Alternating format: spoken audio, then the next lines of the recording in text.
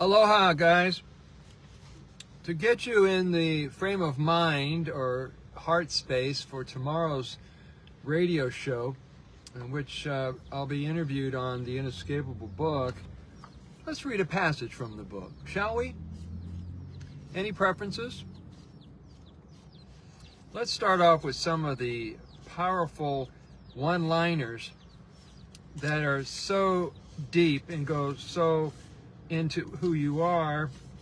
They're worth absorbing and consuming each and every one of them. Here we go. These are what's known as reminders on page XV11 in the introduction. Is this the introduction? Make sure I'm telling you the correct thing. This is the foreword. Here we go. These are reminders from the book. All minds are joined. Take this in. Take all of one of these in because these are powerful statements. No thoughts are original. There never was a veil to remove. We are given what we need to know when we need to know it. Breathe. Keep breathing. This is some deep material. The moment you stop questioning how good you have it, endless good appears.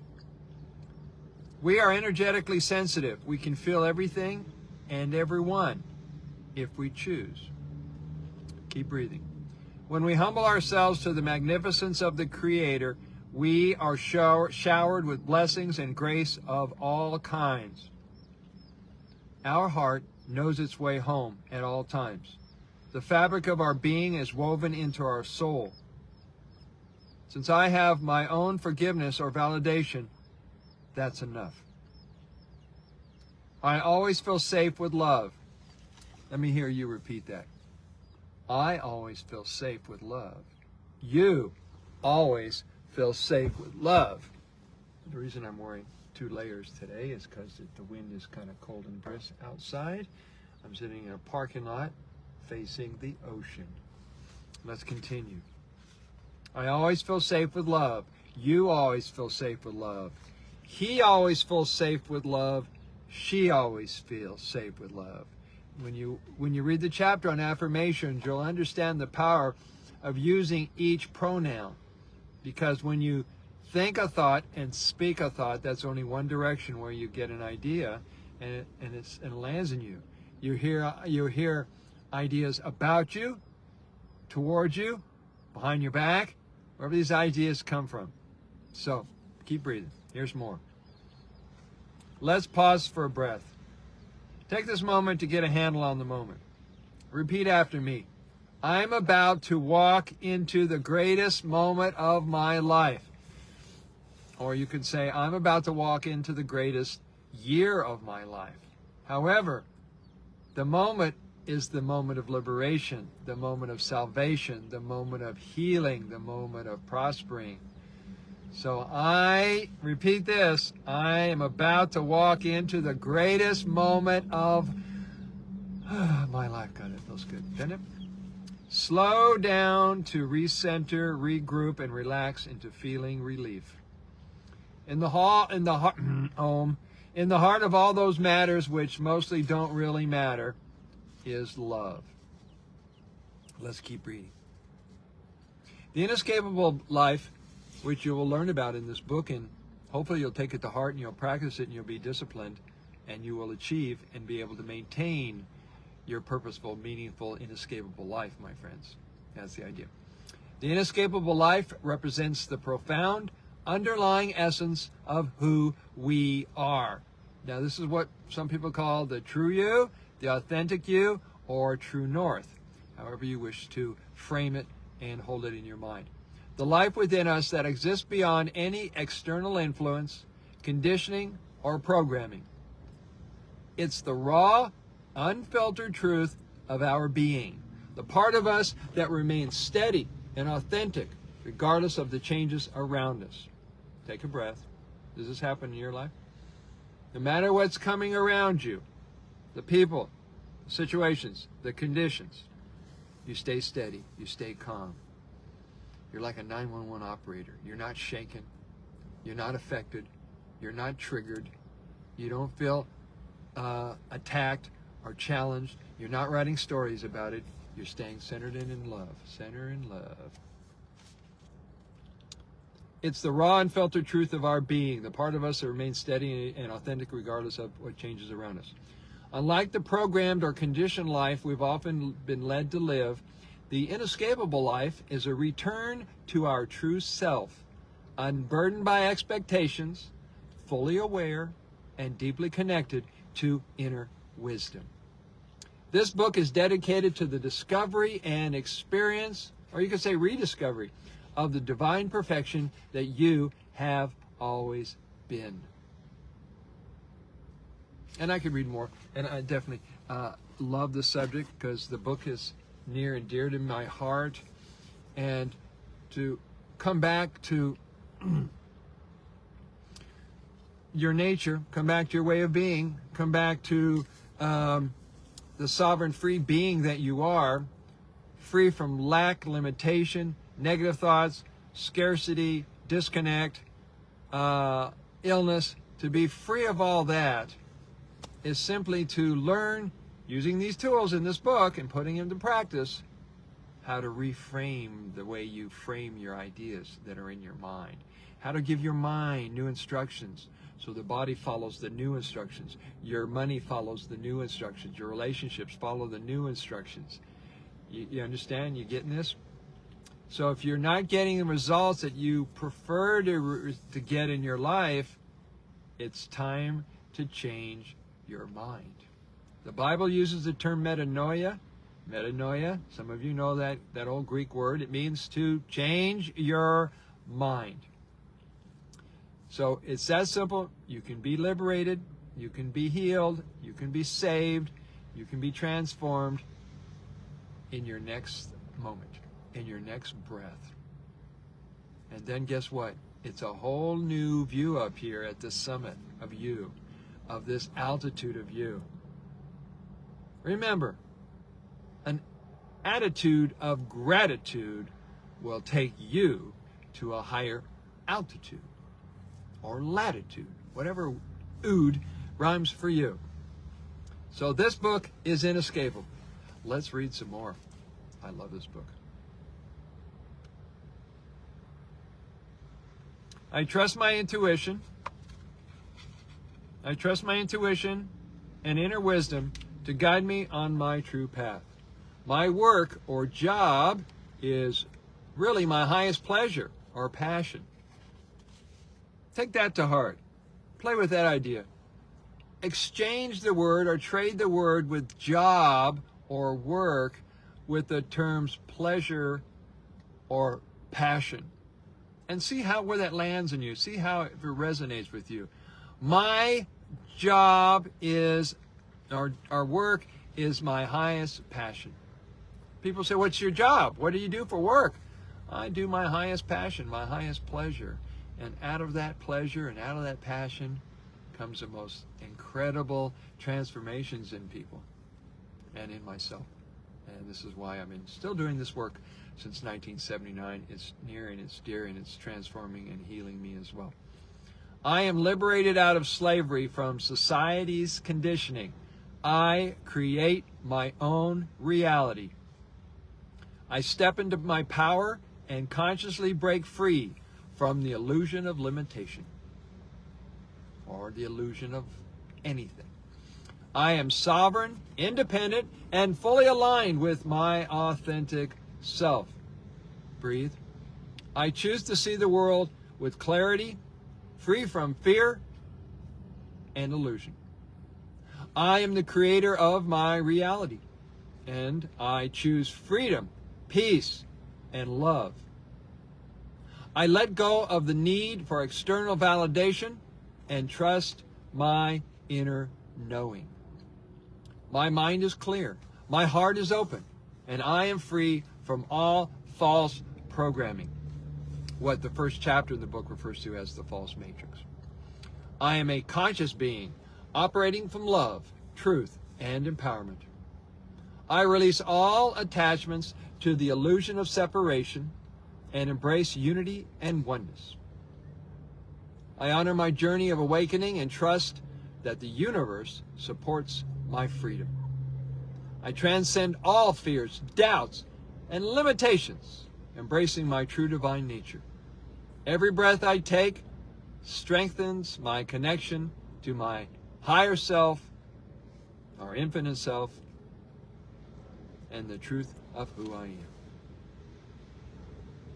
What an incredible book. Here's a little writing about immortality. For those that are ready to jump off the path of mortality and hop back on the path of immortality, which has been with you the whole time.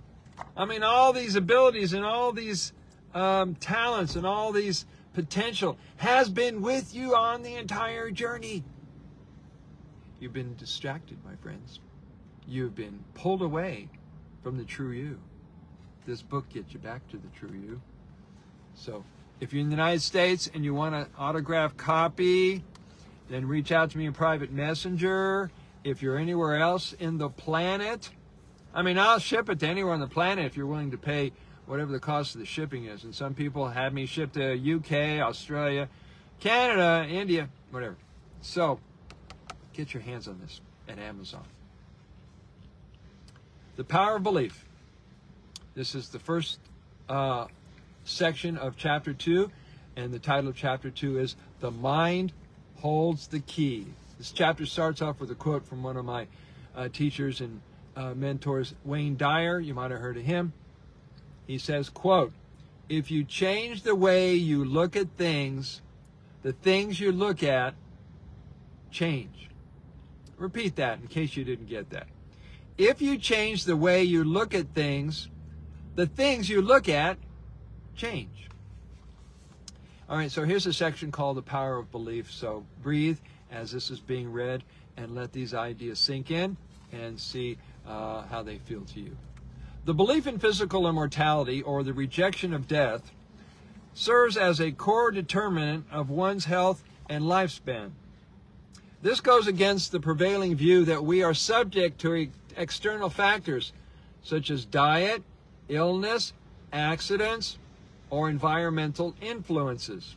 Since everybody's freaked out because they might be contaminated or poisoned with nanoparticles or forever chemicals, we're beyond that. I don't know if anybody's told you that, because there's a lot of great salespeople out there selling you the cures and the remedies from all those external contaminants. And let's continue.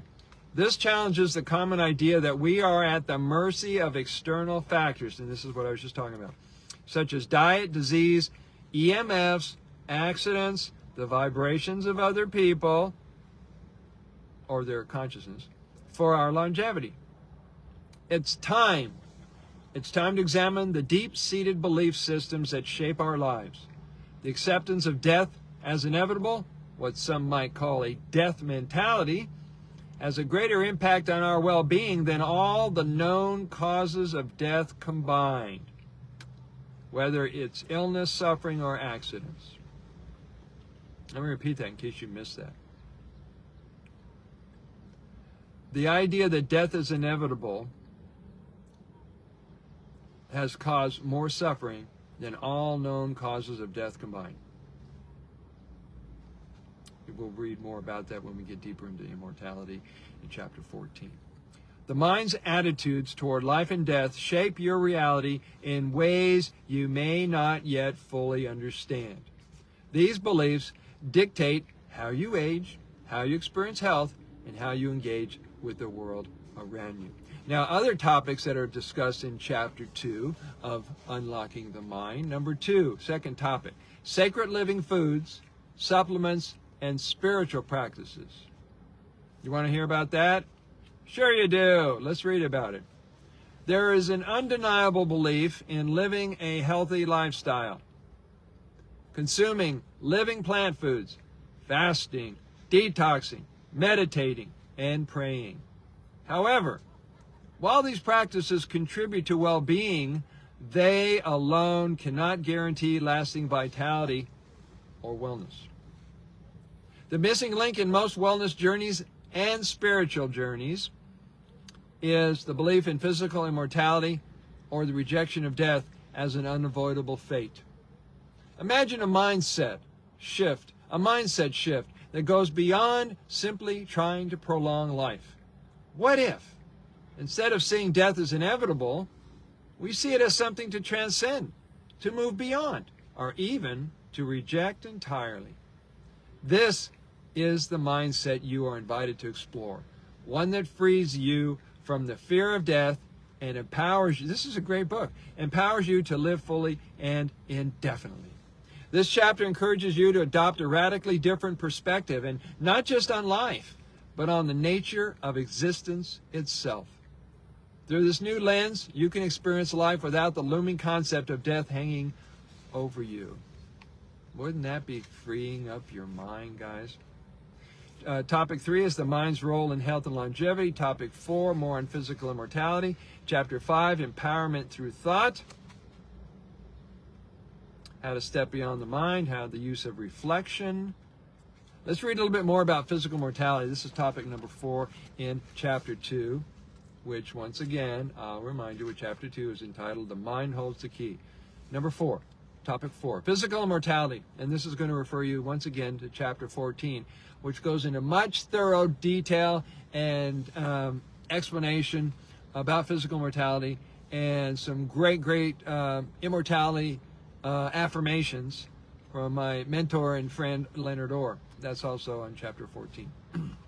The concept of physical immortality, the belief that it's possible to live indefinitely in the same body while continually regenerating and youthing, is one that challenges conventional views on aging and death. While it may sound like an audacious claim, there are examples in history that offer compelling evidence. Take Dr. Li, for instance, the goji berry eater from China, who is reported to have lived 252 years. Or this one gentleman who you've seen his picture and story about him been floating around social media for the last 8 years, a guy named Wizardo, also known as Siddha, Sayadawa Yu Koida. And he was born in the year 908, and he's believed to still be alive, and he is 1,116 years of age. These stories, while extraordinary, point to the profound truth: physical immortality may not be as far-fetched as it appears. Teachings from spiritual leaders like Leonard Orr, Johnny Lloyd of England, Pauline and David McNabb of Australia. Are you guys in New Zealand?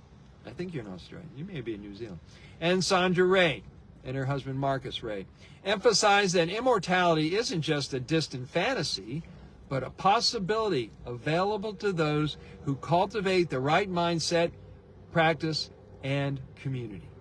The reason I always add community, because when you're around like-minded, like-hearted brothers and sisters in a community, and you can feel safe and comfortable discussing the things that are important to you, like Shivambu and immortality, it makes all the difference in your heart and your peace of mind. Choosing death and limitation cheats us of the joy, vitality, and aliveness that life has to offer.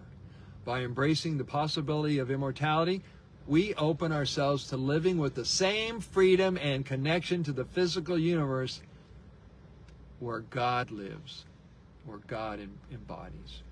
This perspective invites us to transcend the illusions of aging, death, limitation, and instead step into a life of limitless potential.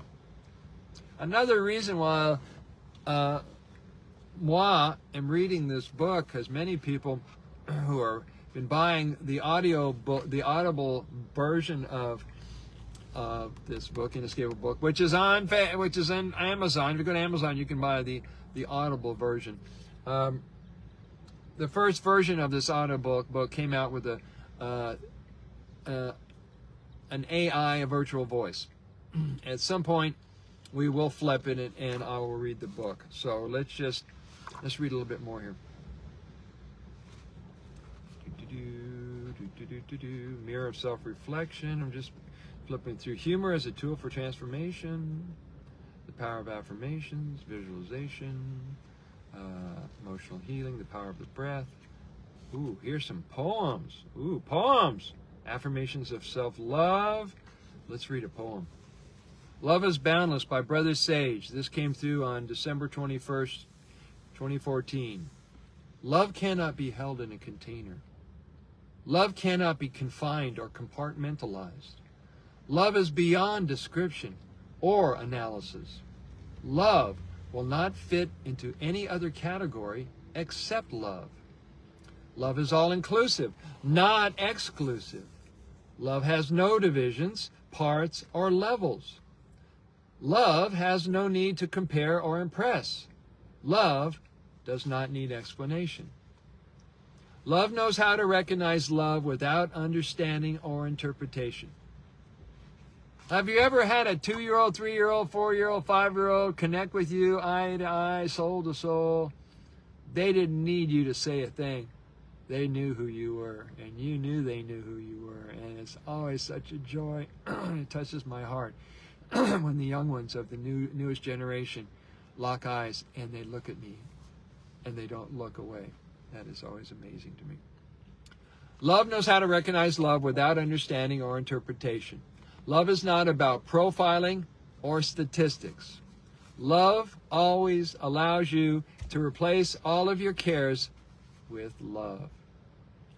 A mind does not require protection or defense when love is present. One's guard vanishes when we are looking from our hearts to the heart of another. Our true eyes, our inner sight, knows the heart and the soul of others. When we feel our way to the heart of another, the story becomes a loving story. It is here where we can always meet. So, Inescapable Book, Inescapable Life, Inescapable Health, Inescapable Abundance, Inescapable Connection. All this will be inescapably discussed tomorrow morning at 9:30 Hawaii Standard Time on the Justin Carpenter Show. So you'll have to grab the link. It's going to be aired live with Q&A on Telegram, and all the technical part and the hosting part is all handled by Justin and his team. So hope to see you tomorrow, guys. Much love to you. Aloha. Play this back. Let me know what you think about this video. I love you.